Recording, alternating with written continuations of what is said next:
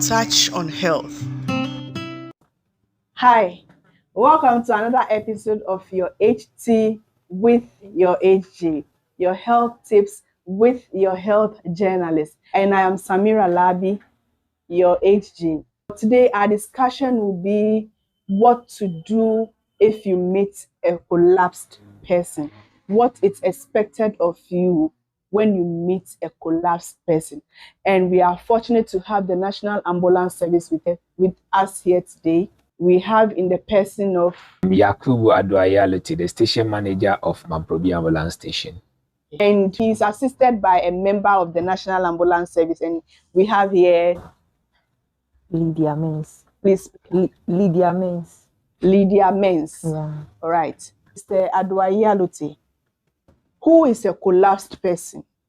And what are we expected to do should we come across a collapsed person? Okay, thank you very much. You keep using collapsed person, but I won't use collapsed person. When you found someone lying on the floor or anywhere or any accident, any event that the person is lying down and you happen to be the person or the first person to see that person lying down there, what is expected of you? First, call for help. That's the first thing. But before we go there, let me give some this thing about people, the difference between an ambulance and hearse, because we call hearse an ambulance and we call ambulance hearse, and then what have you, we conflict those things. First of all, an ambulance is a vehicle equipped with equipment and trained personnel who handle it, and so therefore the ambulance is meant to carry the sick and the injured, and the hearse is used to carry corpse. So there is a distinction between an ambulance and an hearse. So now come to your substantial question. When you meet someone who happened to have emergency or had fallen down, what is expected of you is first call for help. The help can come in different forms. Be it a neighbor, a friend, someone close by who can assist you. But in this help, we are talking about calling the emergency line, emergency toll-free line, which is 112. So when you call the 112, you tell them specifically, maybe I am at so and so place, giving the description of the location.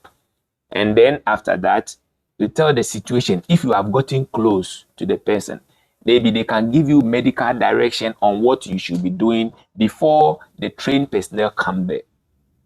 And also, you as a person who's seen someone who is fallen, first of all, you have to look out for certain things. Is the place that the person is lying, is it safe for you to enter? You just don't rush into it. You understand? So you check whether the place is safe. Maybe there is a electric cable lying down, there is water slipping, there is oil, or there maybe if it's an accident or something, maybe there is a leakage of fuel or something that can explode. So you don't just rush into it, but you look out for this, what we call scene safety. So when you realize the scene is safe for you to enter, by that time you've called for help. The help you are calling for can come in a form. If it is an accident, maybe the fire and the police, they are our allies that we work with. So getting close to the person. So in this case, we would like to use the dummy to do the demonstration on what to do. Okay. Before you start with the demonstration, you mentioned that we have to call for help, and the help can come from any of the security agencies. So should I call fire or should I call the police? What kind of help would they render to me at that particular moment? So the fire people are in charge of rescue. In case if there is somebody trapped or something, they will help us to extricate the person. The police will take charge of the crowd and control the crowd. So that is how we go about it. So you call for help in the form of the ambulance. The ambulance personnel will be coming with equipment. So they will direct you as to what you should be doing on the patient before they get there. When they come, then we take over. It's like when I say they, that is the ambulance. When we come, then we take over. So I meet the person lined up. So you call for response. Mister, can you hear me? Can you hear me? Maybe the person, because the person is off, there is no response.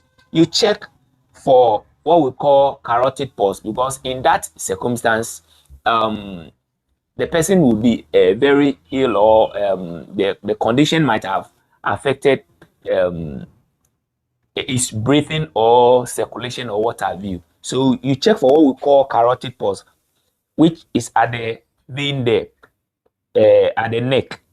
So you check, you see, because this is not a full distance, there is a way. You look at this point here, then move into the groove here. Okay. And then you press it against the wall. Okay. You feel the pulsation. That is the heartbeat. Heartbeat, right.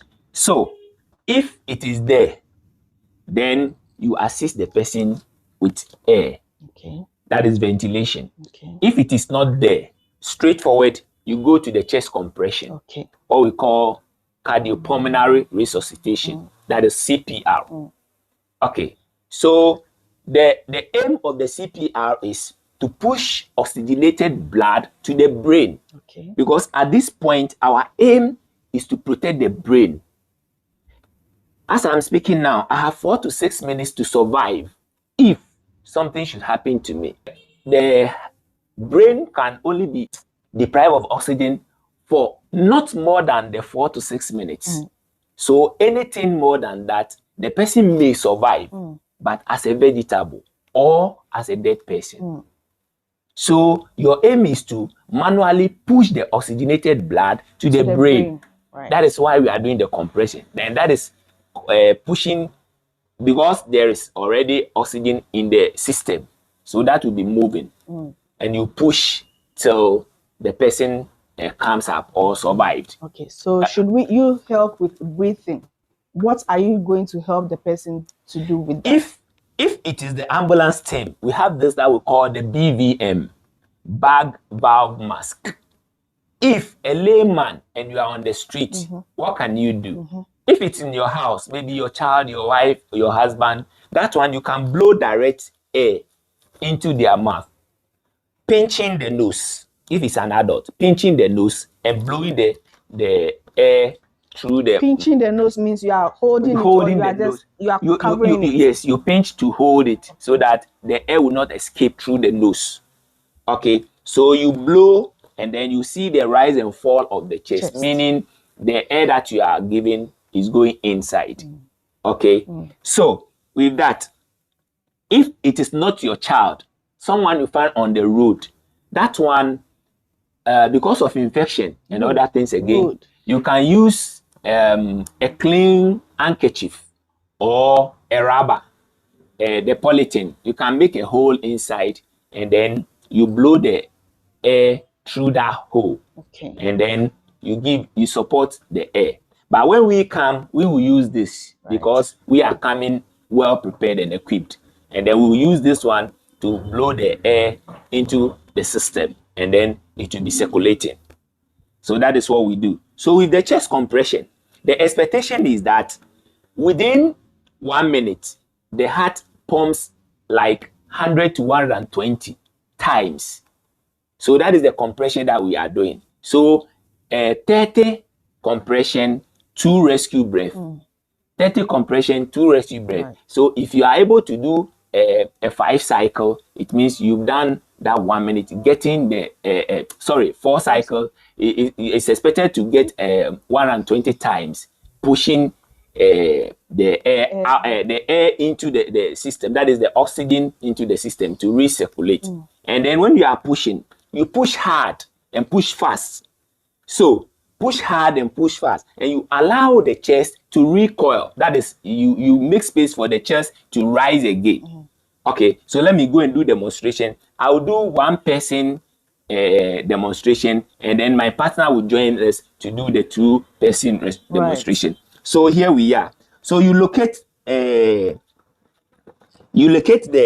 center.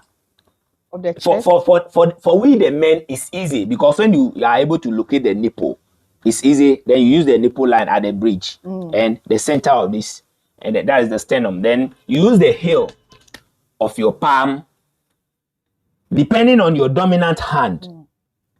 We are told our heart is always on the left side. Yeah. So, and then you interlock.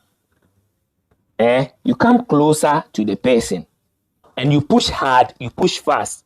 So and you have to count it louder so that your partner will hear. In case you are not able to continue, he or she will take over. So I'm going 1, 2, 3, 4, 5, 6, 7, 8, 9, 10, 11, 12, 13, 14, 15, 16, 17, 18, 19, 20, 21, 22, 24, 25, 26, 27, 28, 29, 30. At this time, I come back and then give the rescue breath. Rescue breath. Yes, that is how we call it, rescue breath. Okay, 1. Yes, so I can see the chest is rising, meaning I'm doing the right thing. Okay, so you continue this cycle. You continue till help come. The aim of doing this is what we call to attain ROSC, return of spontaneous circulation. Okay, so if the return of spontaneous circulation arrives, then it means your job is done. Then when the ambulance people come or other means of transporting that patient, you send the patient to the hospital. So return of spontaneous circulation. Exactly. What exactly do you mean by that? Meaning the person had been revived. Okay. The circulation had taken over by itself. Okay. The heart has started pumping by itself. Okay. Right. Please continue. So, this is when you are one rescuer. When we are 2 rescuers, my partner will come. And then you need to be communicating. Anything you are doing, you need to talk to the person. Irrespective of if the person is unconscious, you still need to talk to the person. Seek consent. If they are bystanders, seek consent. Tell them, I'm doing ABC, for them to know what you are doing. Right. You don't just go and just start touching. Right. Especially when it's a female. You need to, as my partner is a female, it will be good for my partner to be doing it. And when you are going to do this thing, you need to expose the person. Okay. Open the chest. Remove all tighten fittings on the person. So in the case of a woman, we will remove it. Wow. We have to remove Okay. it. Because if that at that time your life is more important than the exposure, but we'll make sure we get a little privacy for you. Like if you can get something to screen that area, it will be fine. Okay. Okay. But earlier on you mentioned that for men it's easier to locate the center. Yeah. But how do you get that of the women? How do you locate the center of the women? You know, some of the women too have a smaller breast, but those with the a little sizable one, you can see the last rib. The last rib. Okay. And then you do your finger like this, and like let's say 2 steps up. So approximately 2 inches up. You understand? And then you can locate that one, irrespective of the size of the breast. Okay. If you are able to locate the down the last rib, then you come up. Okay. Please continue. So let's go. She is going to do the compression, and I continue with the rescue breath. Okay. 12,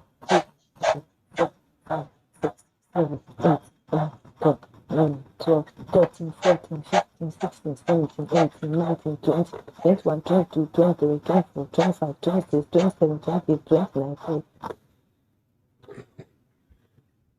You see the rise and fall of the chest? Yes. Then you go back again.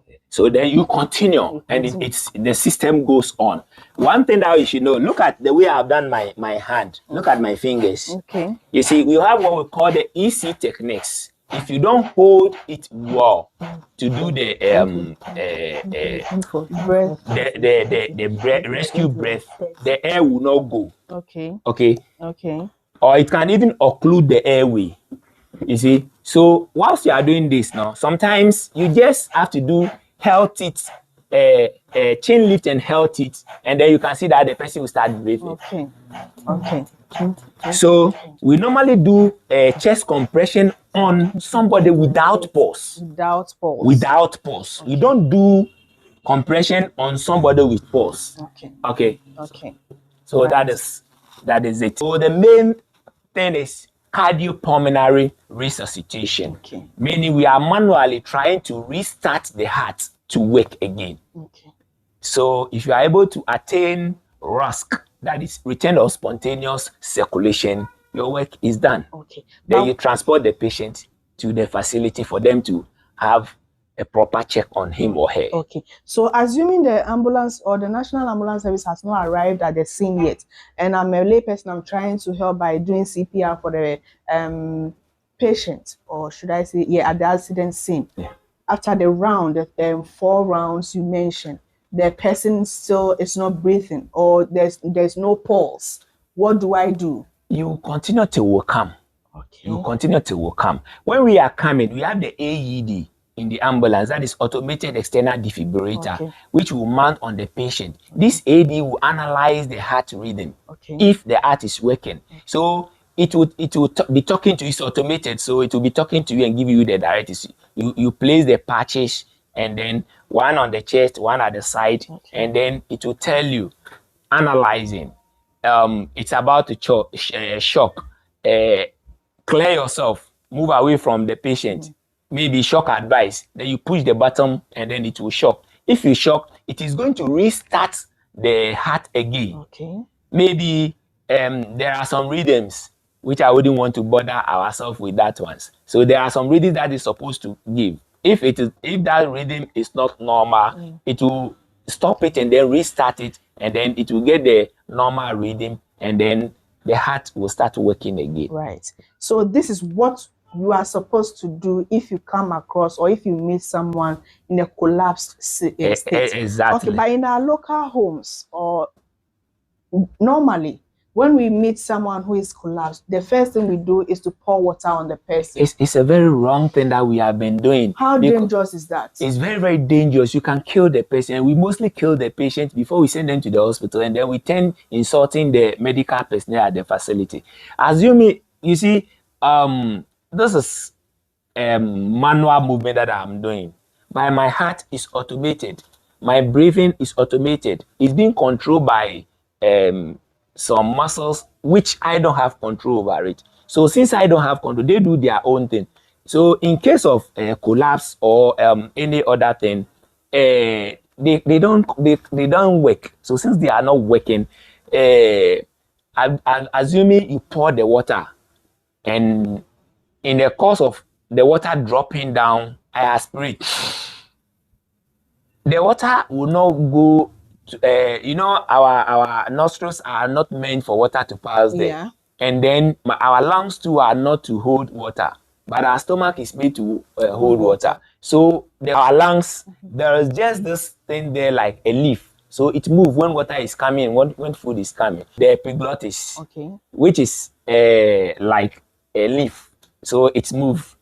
When water is coming or food is coming, it move and make way for the earth also to come. So assuming it have gone to the stomach side, and then I aspirate, the water is going to the lungs. Aspirate meaning the water you breathe and the water goes into the wrong place. Okay. You understand? Okay. What sometimes you are eating and then the food goes to the wrong place, see that you will be forced to cough because that area is not meant for food. And there is acid in the food, and that area cannot stand acid. Right. So therefore, you'll be forced to cough to bring out whatever had gone there. And this the water will go to the stomach, and then the stomach content will also move out and then come to the lungs.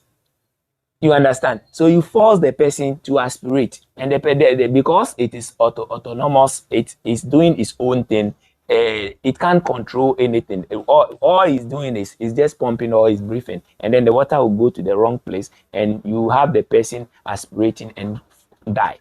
Right. You understand? So you need not to pour the water on the patient. And then one thing when the patient fall, the tongue will fall back.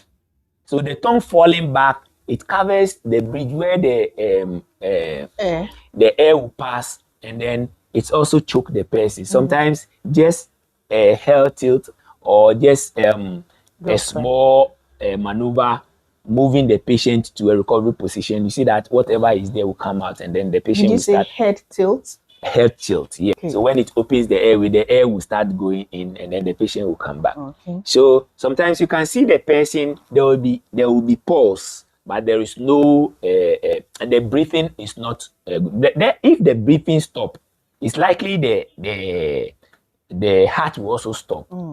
But if the heart stop first, the breathing will also stop. So if you meet the person and the heart is working, then you have to aid the person with the rescue breath. Thank you. I can see you are also nodding. Do you have something to add to what your station manager has said? Actually, he has said, oh, he has said, oh, and adding something small to what my boss said.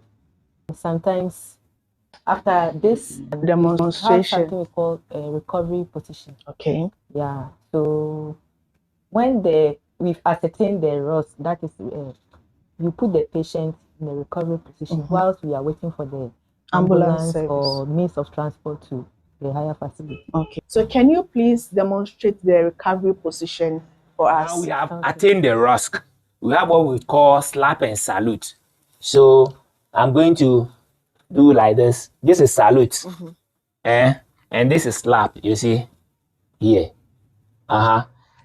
You can sometimes it's a technique. You don't force yourself, because if the person is a huge person, you will suffer. You don't use your strength at all. Just technique. You see. Then you push here. So this recovery position. Okay. So with this, she can sleep deep. When you find someone who is sleeping and had slept well, this is the position you find the person. With this, if there is any mucus in the mouth, it will come out. If there is a denture damage that can go into the stomach or can choke the person, it will come out. If there is blood or saliva, it will come out, and she will be safe like this. Okay. So this position comes when you have done the CPR. CPR, yeah. Okay. So for how long can she lie like this? Okay, for this, meaning you've done your job, so you are waiting for means of transportation. So depending on how long the transport comes, if maybe it's a medical something to that, you wouldn't want to go to hospital to, she can be in that position until she herself gain her consciousness. She can choose to do or turn herself or do whatever. So I get it that then at this position, it means the person is now breathing. Yes. The pulse is back. Everything is okay. Fine with that. Okay. Thank you. In case there is somebody who they brought the person drowned, and they remove the person from either the pool or the sea, you can do the recovery position for the victim.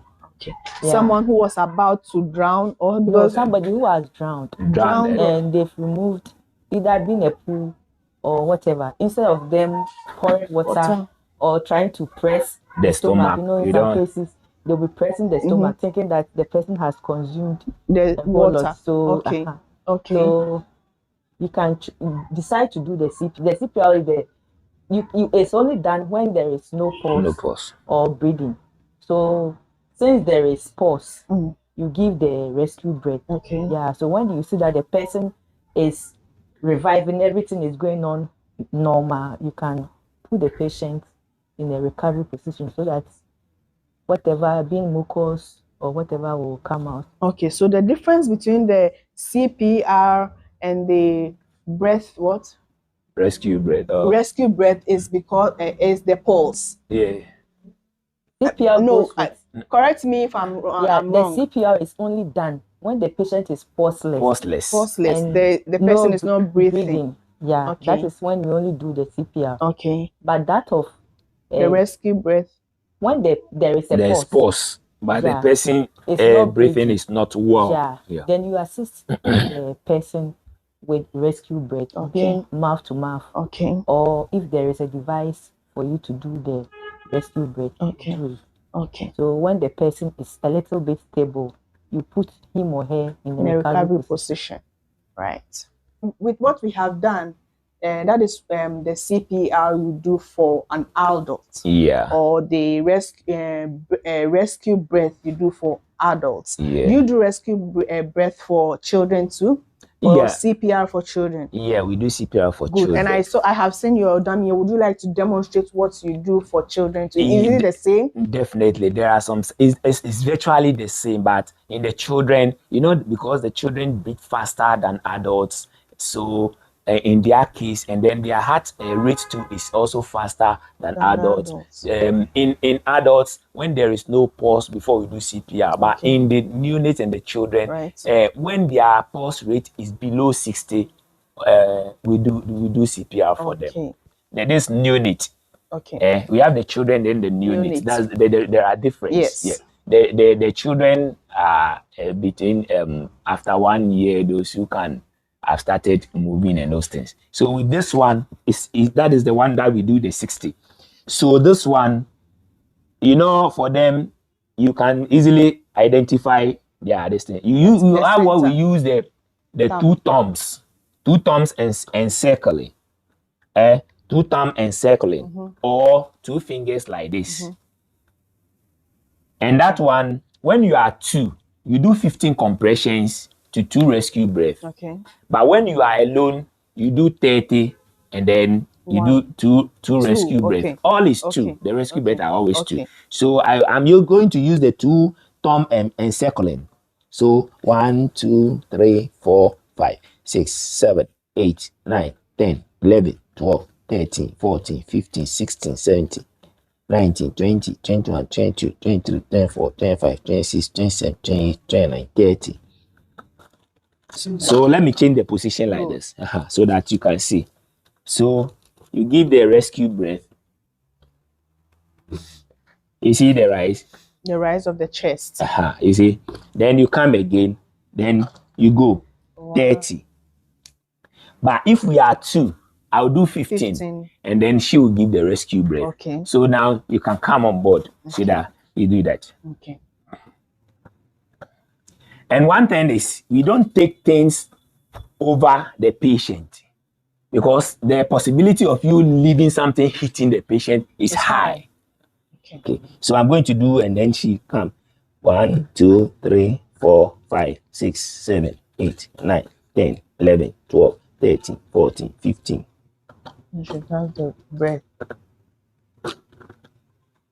Yes, so you can see the rise of the chest. 1, 2, 3, 4, 5, 6, 7, 8, 9, 10, 11, 12, 13, 14, 15.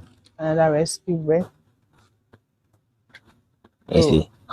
So you continue up to the time that you attain the ROSC.